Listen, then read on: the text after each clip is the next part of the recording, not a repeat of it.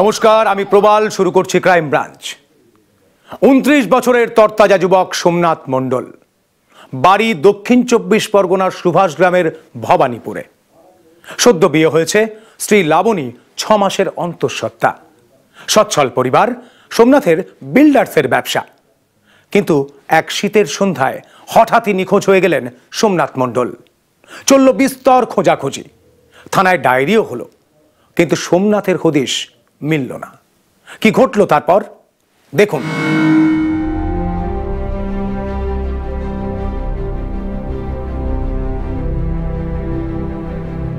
তারিখটা 17ই ডিসেম্বর।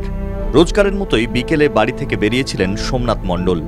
পাড়ার মোড়ে দোকান খুলেছিলেন ঠিক সন্ধে নামার আগে। রাত 9টা পর্যন্ত দোকান খোলা থাকে। এরপর নিজে হাতে দোকানে তালা লাগিয়ে বাড়ি যান সোমনাথ। বহু বছর ধরে চলা এই রুটিন ভেঙেছিল একদিনই, সেই বুধবার। সন্ধে 6:30টায় একটা ফোন আসে সোমনাথের মোবাইলে। তারপরেই তড়িঘড়ি বাইক নিয়ে বেরিয়ে যান তিনি। কর্মচারীকে বলে যান মহাজনের টাকা মেটাতে যাচ্ছেন। আমাকে বললো সন্ধ্যাবেলা বস, আমি মহাজনের টাকাটা পেমেন্ট দিয়ে আসছি, সন্ধ্যা 7টার সময় ফোন করবি, করলে আমি চলে আসবো। সন্ধ্যা 7টার সময় ফোন করেছি, একবার রিং হয়ে ফোনটা মোটামুটি কেউ তুললো না।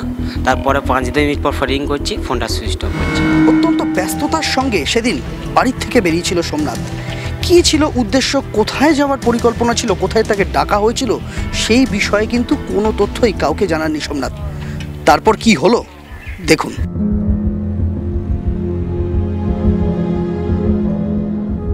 রাতভর ছেলে বাড়ি না ফেরায় দুশ্চিন্তায় ঘুম ছুটে যায় পরিবারের।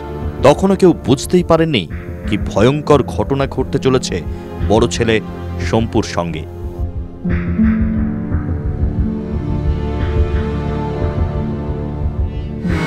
সেদিনও আমি এখানে বসে আছি, আমার সামনে দিয়ে চলে গেল, ওখানে জামা প্যান্ট পরলো 5:30টার সময়। সে গিয়েছে আমার কাছে। সারা রাতি দাদাকে ফোন করে গেছি। দাদা আমাকে প্রথম বলেছিল যে আমি যেখানে আছি ভালো আছি, চিন্তা করিস না। আমি তখনও পর্যন্ত বুঝতে পারিনি যে দাদা ওইভাবে বলেছে মানে হয়তো ভালোই আছে। এটা পরে আমি বুঝতে পারলাম যে দাদা আমাকে বা বাড়ির লোককে কষ্ট না দেওয়ার জন্যই ও বলেছিল যেখানে আছি ভালো আছে। তো তারপরে আরও একবার ফোনে কথা হয়েছে, দ্বিতীয়বারও আমার সাথে, তখনও পর্যন্ত টাকার দাবি করা হয়নি। তখন ও কেঁদে কেঁদেই আমাকে বলেছিল যে আমি ভালো নেই। 18ই ডিসেম্বর ভোর 6টা।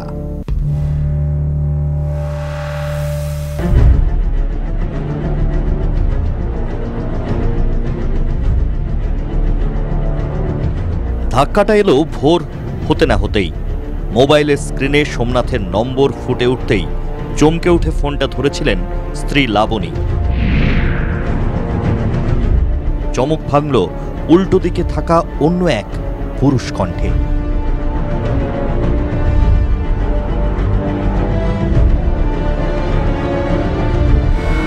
50 লক্ষ টাকা দিতে হবে, তাহলে ওকে ছাড়া হবে, সোমনাথকে ছাড়া হবে। কোনো 50 লাখের 1 পয়সা কম হবে না, এইভাবে তারা আমাদেরকে জানান দেয়।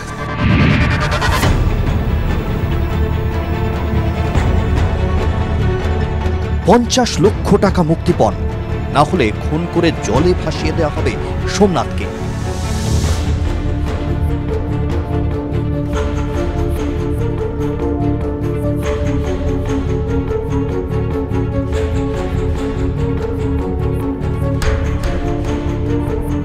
অপহরণকারীদের হুঁশিয়ারি শুনে পায়ের তলা থেকে যেন মাটি সরে গেল পরিজনদের। বিপদে পুলিশের কথাই প্রথম মাথায় এসেছিল তাদের। দেরি না করে সোনারপুর থানায় ছুটে গেলেন পরিজনেরা। দায়ের হলো অভিযোগ। পুলিশ প্রথমে হালকাভাবেই নিয়েছিল ঘটনাটা, কিন্তু বিষয়টা যে মোটেও হালকা নয় তার প্রমাণ মিলল বেলা বাড়তেই। সুভাষগ্রাম রেলগেট থেকে কিছুটা দূরে রাস্তার ধারে পরিত্যক্ত অবস্থায় মিলল সোমনাথের বাইক।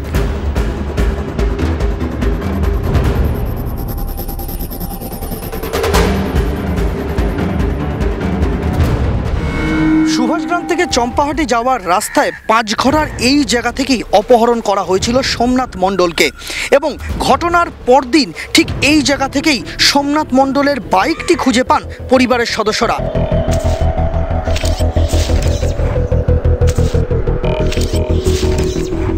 বাইক উদ্ধার হওয়ার খবর পুলিশকে জানাতে গিয়েছিলেন পরিবারের সদস্যরা। ভেবেছিলেন এই তথ্য তদন্তে গতি আনবে, কিন্তু সোনারপুর থানায় তাদের জন্য অপেক্ষা করছিল অন্য দুর্ভোগ। বললো বাইকটা পড়ে আছে পাঁচঘোড়ায় বারাইপুর থানা, কেস আমরা নেবো না, বারাইপুর থানায় কেস করতে হবে। বারাইপুর থানায় গেলাম, বললো সোনারপুর আপনাদের বাড়ি, এখানে কেস করতে এসছেন কেন? তো তারপর আমরা দিশেহারা হয়ে গেলাম, কেসটা কে নেবে। আমরা এসডিপিও সাহেবকে ফোন করলাম, এসডিপিও সাহেব তারপর বারাইপুর থানাকে বলায়, সাথে সাথে বারাইপুর থানা কেসটা নিল।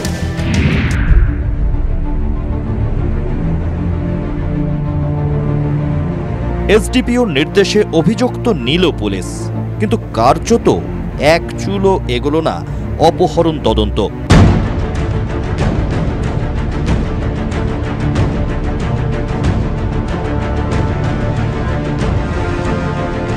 থানায় প্রথম দিনের অভিজ্ঞতার পর পুলিশের উপর পুরোপুরি ভরসা রাখতে পারল না সোমনাথের পরিবারও। অপহরণকারীদের দাবি মতো টাকা জোগাড়ের জন্য হন্যে হয়ে ছোটাছুটি শুরু করলেন তারা। পাশাপাশি চেষ্টা করে গেলেন সোমনাথের সঙ্গে যোগাযোগের, কিন্তু সোমনাথের মোবাইল টানা সুইচ অফ।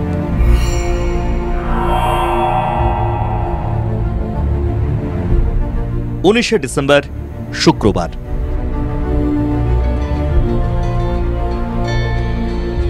অপহরণকারীদের দ্বিতীয় ফোন।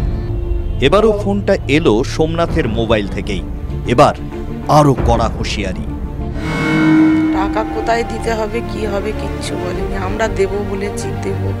50 লাখ টাকা কি কারোর ঘরে থাকে? 50 লাখ টাকা আমরা তাও বলেছি, আমরা সবাই মিলে চেষ্টা করছি, জোগাড় করছি। অপহরণকারীদের ফোন পেয়ে দিশেহারা সোমনাথের পরিবার ফের ছুটল থানায়। এসডিপিও সাহেব নিজে কি একটা তথ্য আবিষ্কার করলো, বললো যে কিডন্যাপারদের সঙ্গে সোমনাথ নিজে জড়িত।